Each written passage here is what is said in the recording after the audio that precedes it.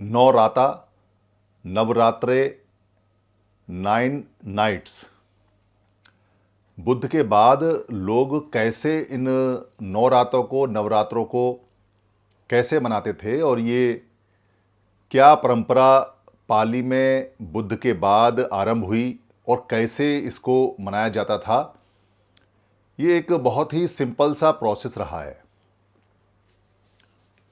जो नवरात्रे हैं, नवरात्रों का मतलब है 9 नाइट्स, यानी 9 रातें, 9 रत्ती या नवरत्ती या 9 रातें, रात्रि। 9 रातें, 9 रात्रि जो विशेषकर अमावस के बाद आती हैं, यानी कि अमावस के बाद पहला दिन, फिर दूसरा दिन, द्वितीया, तृतीया, चतुर्थी, क्योंकि ये चलती हैं पूर्णमासी तक। और पूर्णमासी के बाद फिर 1, 2, 3, 4 आरंभ होता है। पहले महीना ऐसे ही गिना जाता था, बुद्ध से पहले और बुद्ध के काफ़ी बाद तक भी यही कैलेंडर था भारत का। पहले भारत नहीं था, महाभारत था, और महाभारत से पहले 16 महाजनपद थे। बुद्ध के समय तक 9 रातें या उससे पहले नवरात्रि का कहीं कोई जिक्र या कहीं कोई कार्यक्रम नहीं दिखाई देता।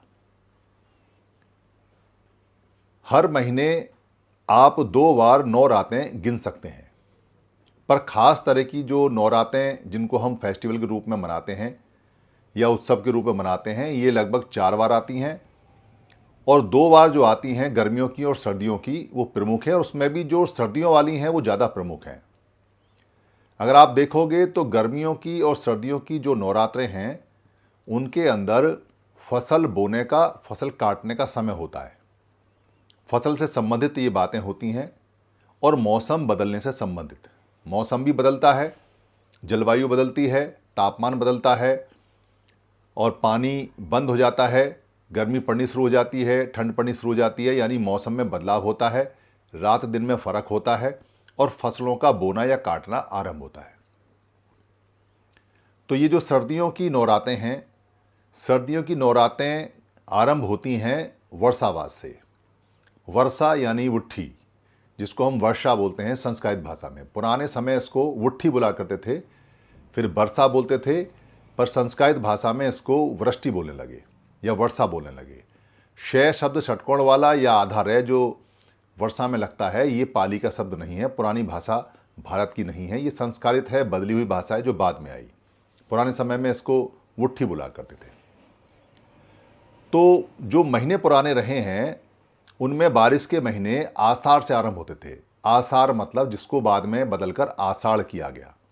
मैंने पहले भी बताया था कि षटकोण वाला शय भी पाली का नहीं है। आषाढ़ का मतलब होता है मूसलाधार बारिश, टॉरेंट, लगातार बारिश, मूसलाधार। तो जो आषाढ़ का महीना है उसमें मूसलाधार बारिश पहले समय में आरंभ होती थी और उसको चौमासा, चतुर्मास या उसको 4 मास बुला करते थे बारिश के। आषाढ़, सावन, भद्रपाद और अस्सयुज। अस्सयुज को बाद में अश्विन कहने लगे, या इसको बोलते हैं क्वार। ये महीनों के नाम हुआ करते थे। जून, जुलाई, अगस्त, सितंबर तो बहुत बाद के नाम पड़े हैं, जब ये इंग्लिश लोग आए और इंग्लिश कैलेंडर पूरी दुनिया में मान्य हुआ। पर पाली के ये नाम ओरिजिनल हैं, जिसमें आषाढ़ का मतलब मूसलाधार बारिश है, और जो भद्रपाद है, भद्रपाद का मतलब है भद्र लोगों का, अच्छे लोगों का पदापरण, यानी पद पढ़ना। और जो उसके बाद आता है असयुज, सावन आता है। सावन का मतलब होता है घोषणा, यानी कि जो धम्म की घोषणा हो रही है, धम्म को सुनना है। सवन माने सुनना होता है और सावन माने होता है घोषणा, यानी घोषणा को सुनना। तो आषाढ़, सावन और असयुज। असयुज का मतलब होता है जो श्राव होते हैं, यानी कि जो गंदगी होती है मन की, उसके योगों को हटाना। ए साव युज, यानी उस जितना भी जमा हुआ है गंदगी मन के अंदर, राग द्वेष की, उसको हटाना। तो आषाढ़ के अंदर जब बारिश पड़ती है तो बुद्ध के बाद एक परंपरा बनी कि जो लोग लोगों को प्राकृतिक नियम और धर्म सिखाया करते थे, वो लोग बारिश में कहीं आ जा नहीं सकते थे। इसलिए चतुर्मास 4 महीने का वो विश्राम करते थे और अपने आप को शुद्ध करते थे, एक जगह रुकते थे और वहीं के लोगों को वो सिखाया करते थे धम्म की बातें और उनके सवाल जवाब। वहाँ जब वो सारे लोग रुका करते थे तो उनके खाने पीने की व्यवस्था लोगों को करनी होती थी, क्योंकि नियम ये था कि भिक्खु हैं या भिक्खुणी हैं, यानी जो प्रचारक हैं धम्म के, बुद्ध के, जानकारी फैलाने वाले लोग धम्म की, वो खाना पका नहीं सकते, वो खाना उगा नहीं सकते। उनको लोगों के द्वारा दिए हुए खाने पे ही रहना होगा, और वो भी एक टाइम का खाना दोपहर 12 बजे से पहले। आज के समय तब तो 12 नहीं हुआ करते थे, तब बोलते थे जो पहर होता है, यानी 2 पहर वाला, पहला पहर और दूसरा पहर, तो 2 पहर के बाद खाना नहीं खा सकते। वो बिहार में रहते थे या जो जगह उनको मिलती थी उसको बिहार बोला करते थे, वहाँ वो लोग रहते थे। पुराने समय में इस बिहार को आराम बोला करते थे। आराम यानी जहाँ भिक्खु रमन करते हैं, और जो लोग वहाँ रमन करते थे उनको राम बोला करते थे, और जो महिलाएं रमन करती थीं उनको रामरी बोला करते थे। तो वत्सावास के समय, वर्षा के समय, उट्ठी के समय लोग उनको खाना देते हैं। तो खाना देने के नियम है। जो अभी जिसको आप साध के नाम से जाते हैं, साध के समय फैमिलियां अपनी अपनी ड्यूटी देती थीं। उनके दिन बटे हुए थे, प्रतिपदा यानी पहला दिन महीने का, द्वितीया, तृतीया, चतुर्थी, पंचमी, छठ, सप्त, जिस जिसका है। और वो अपने जो माता हैं, जो पिता हैं, ये जो जिसको पितर बोलते हैं, पितर का मतलब बाद में बदला गया है। उस समय जो हमारे महापुरुष हुआ करते थे, महापौरुष, तो उनको हम महिला और जो नर हैं, यानी नर और नारी दोनों ही महापुरुष होते थे, उनको याद करते थे, उनकी बातें याद करते थे, उनको साधते थे, उनकी बातों को साधना करते थे। और जिसका नंबर आता था, यानी जिसके माता पिता का देहांत महीने के जिस दिन हुआ है उस दिन वो खाना बनाता था, और सभी तरह के लोग खाना बनाकर बिहार में भिक्खुओं को दिया करते थे, और वहाँ जाकर वो अपने बाल मुड़ाते थे और वहाँ साधना करते थे और तप करते थे और इसको सीखते थे। ये 16 दिन चलता था।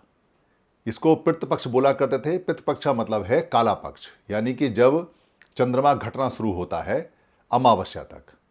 तो जो पितृपक्ष की यानी पितृपक्ष की, पितृपक्ष की जो पहला दिन होता था उससे लेके और 16वें दिन तक जो आरंभ होता था पूर्णमासी से लेके और अमावस तक, तो ये चलती थी भद्रपाद, यानी भद्रपाद का जो पूर्णमासी है तब से आरंभ होके, और जो असहयुज यानी अश्विन माह की जो अमावस्या है वहाँ तक ये चला करती थी 16 दिन।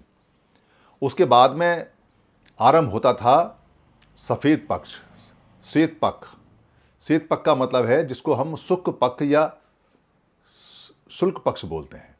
शुक्ल माने सफ़ेद। जब चंद्रमा धीरे धीरे बड़ा होना शुरू होता है और चांदनी रात सफ़ेद रोशनी फेंकती है, उसको सफ़ेद पक्ष बोलते हैं या शुक्ल पक्ष बोलते हैं या शुक्ल पक्ष बोलते हैं।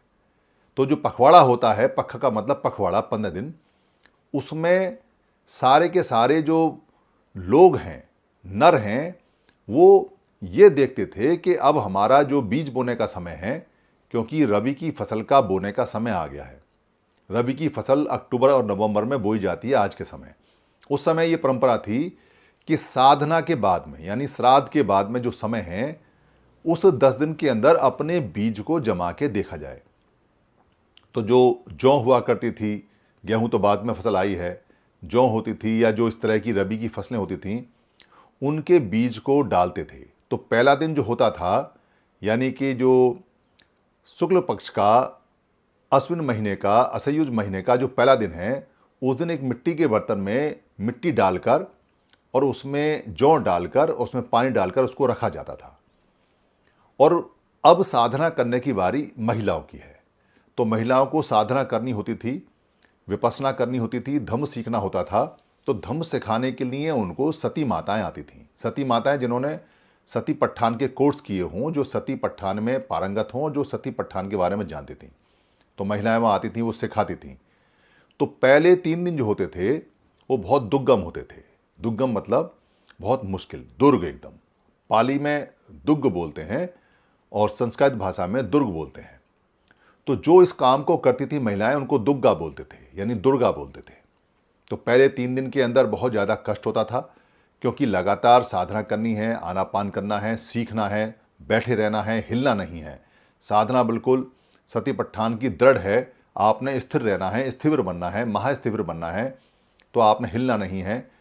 जो साधना है वो बिना हिले करनी है, तो 3 दिन बहुत ज़्यादा दुर्गम होते थे। इसको बोलते थे दुर्गम दिवस, यानी कि बहुत ज़्यादा कठिन दिवस।